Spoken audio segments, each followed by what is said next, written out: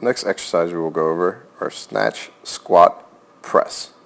This is a very, very difficult exercise and should be done with very, very light weights.